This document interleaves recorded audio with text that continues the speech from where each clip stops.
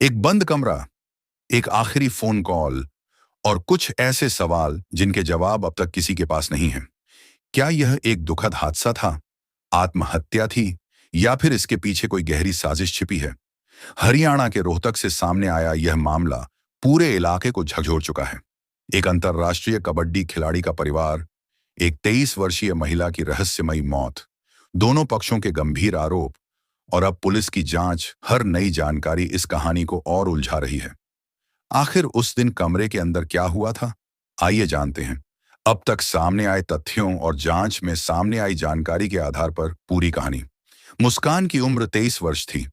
उनकी शादी 8 दिसंबर 2023 को फरमाना गांव के सुखबीर की बेटी के रूप में शीलू बल्हारा से हुई थी। दोनों का एक छोटा बेटा है। शीलू बल्हारा हरियाणा के जाने माने कबड्डी खिलाड़ी हैं, जिन्हें पंजाब के सर्किट में हरियाणा आला चीता के नाम से भी जाना जाता है। उन्होंने जूडो और कुश्ती से शुरुआत की थी और बाद में कबड्डी में अंतर्राष्ट्रीय स्तर पर खेलने लगे। विवाह के बाद परिवार बहू अकबरपुर में रह रहा था। घटना के तुरंत बाद मुस्कान के पिता सुखबीर ने पुलिस में शिकायत दर्ज कराई। उन्होंने आरोप लगाया कि शादी के कुछ समय बाद से ही उनकी बेटी को दहेज संबंधी दबाव का सामना करना पड़ रहा था। सुखबीर ने कहा कि करीब 10 दिन पहले मुस्कान परेशान होकर मायके आई थी, लेकिन परिवार ने समझा बुझाकर उन्हें वापस ससुराल भेज दिया था। उन्होंने बताया कि 31 जुलाई को मुस्कान ने उन्हें फोन किया और कहा कि उनके खिलाफ कोई साजिश रची जा रही है। फोन अचानक कट गया और उसके बाद संपर्क नहीं हो सका। परिवार जल्दी बहू अकबरपुर पहुंचा, जहां उन्हें मुस्कान का शरीर मिला। पुलिस ने सुखबीर की शिकायत के आधार पर भारतीय न्याय संहिता की धारा 80 के तहत दहेज मृत्यु का मामला दर्ज किया।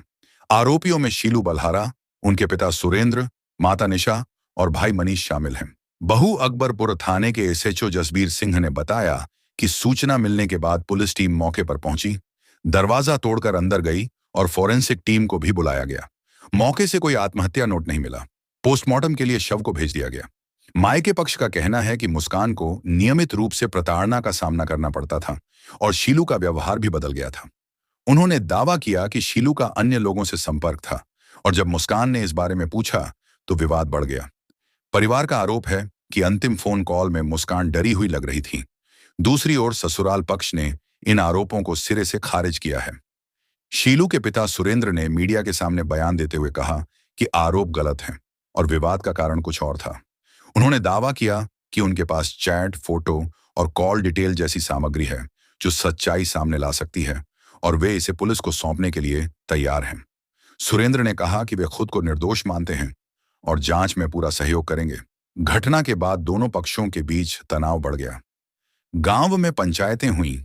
बहू अकबरपुर और फरमाना दोनों गांवों के सरपंच और बुजुर्गों ने बैठकें की। एक पंचायत में यह फैसला लिया गया कि मुस्कान की 13वीं तक सुरेंद्र के खिलाफ कोई अतिरिक्त कार्रवाई नहीं की जाएगी ताकि शांति बनी रहे। अंतिम संस्कार शनिवार को बहू अकबरपुर में ही किया गया, जिसमें शीलू ने मुखाग्नि दी। पुलिस ने शीलू, उनके पिता और भाई को पूछताछ के लिए हिरासत में लिया। कानून के अनुसार 24 घंटे से अधिक समय तक हिरासत में नहीं रखा जा सकता, इसलिए पूछताछ के बाद उन्हें छोड़ दिया गया। जांच अधिकारी ने स्पष्ट किया कि किसी भी पक्ष के दावों को सबूतों के बिना सच नहीं माना जाएगा। डिजिटल सबूतों की जांच साइबर विशेषज्ञों द्वारा की जा रही है। पोस्टमार्टम रिपोर्ट पुलिस को मिल चुकी है, लेकिन उसके विस्तृत निष्कर्ष अभी सार्वजनिक नहीं किए गए हैं। स्थानीय लोगों का कहना है कि घटना के दिन घर में चीख पुकार की आवाजें आई थीं, लेकिन पहले इसे घरेलू विवाद समझा गया। बाद में जब लंबे समय तक सन्नाटा रहा तो पड़ोसियों को शक हुआ। कुछ ग्रामीणों ने बताया कि मुस्कान शादी के बाद कम ही बाहर निकलती थीं और जब दिखाई देती तो उनके चेहरे पर उदासी साफ झलकती थी। कबड्डी के क्षेत्र में भी इस घटना ने चर्चा पैदा की है। शीलू के कुछ साथी खिलाड़ियों ने चुप रहने का फैसला किया है, जबकि कुछ ने कहा कि पिछले कुछ महीनों में शीलू मानसिक रूप से परेशान लगते थे। हालांकि आधिकारिक रूप से किसी खिलाड़ी संघ या टीम ने कोई बयान जारी नहीं किया है। मामले में सीडीआर यानी कॉल डिटेल रिकॉर्ड और लोकेशन डेटा की जांच महत्वपूर्ण मानी जा रही है।